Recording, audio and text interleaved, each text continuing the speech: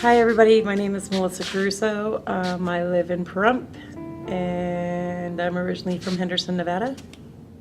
I am now a case manager for Premier Adoption Agency. A little bit about my past is I've lived a life of drug addiction and alcohol addiction, and kind of crazy, like I lived a very crazy life. I decided to give my life to Christ, and then I relapsed and I went right to prison right after that. And I was like, well, had that coming, you know. God's not going to, I finally gave myself to him. He's not going to let me stray too far away.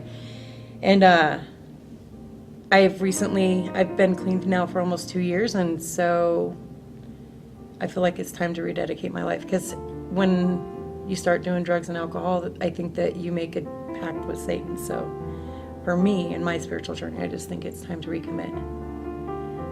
I'm going to do this all the way.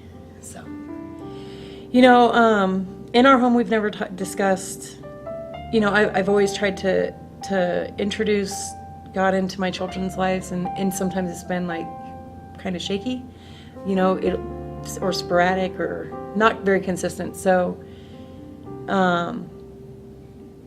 you know, they get to see me in my support groups that I go to, and they know, and I'm very open and honest with what works in my life and what hasn't worked in my life and all my mistakes. And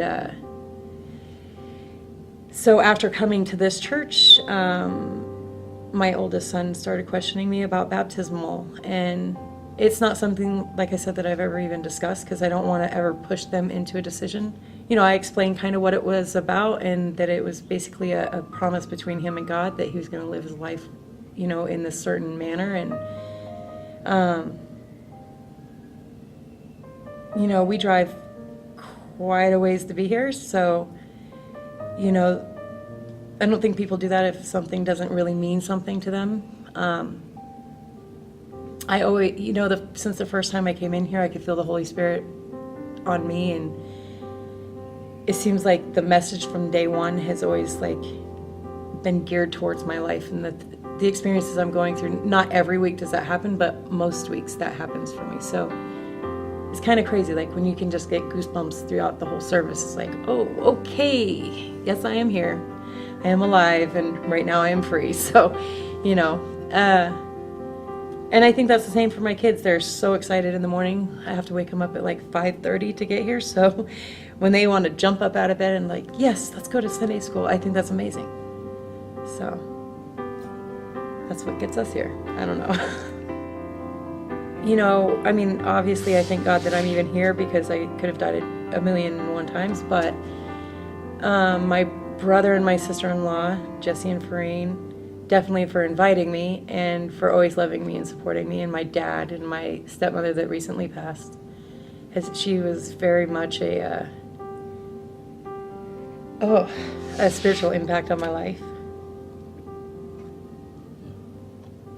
And then everybody at the church, you know, your wife has been amazing, and Tony's wife, and there's just a few ladies that, you know, I could actually come and I could be honest about, you know, the tragedies in my life right now, and find that support that you're really looking for to get that peace. So I'm gonna cry.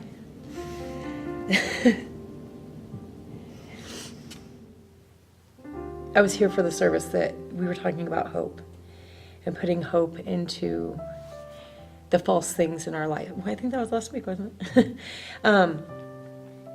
And we do that in a relationship, and I think it's just the human nature in us, and I don't like to give up control or power of anything in my life, and especially to somebody that I can't see, but something's brought me this far, and I look at life, the life that I've chosen has not been a great one, and it's came with a lot of risk, and so far I've came and I'm still here.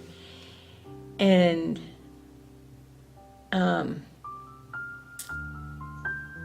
the only way to release its power over my life is to speak it. So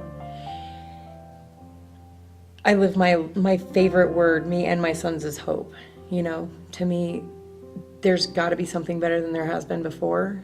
My baby died a few times when he was born, and if ever you question your faith and that's the day that I told God, hey, it's time to show up and prove yourself to me, or this is it. And I'm walking away from my faith. And he showed up, and he showed me miracles that no medical staff could have done. And,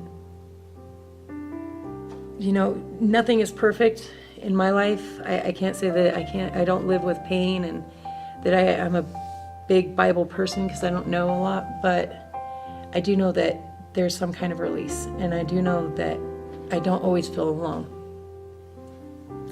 The only thing that I think I could add is that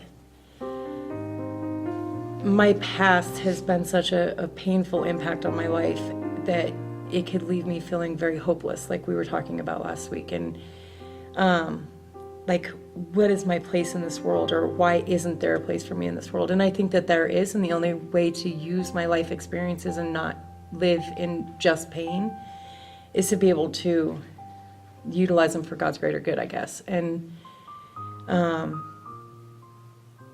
that way it can be a positive. Everything and every negative can become a positive if you choose. And so that's kind of what I gear for. I want to be able to take my experiences and show people, yes, we can come from a really dark place, but there is a light. And sometimes there's not even a tunnel, but there is a light there. And so that's kind of where I'm at.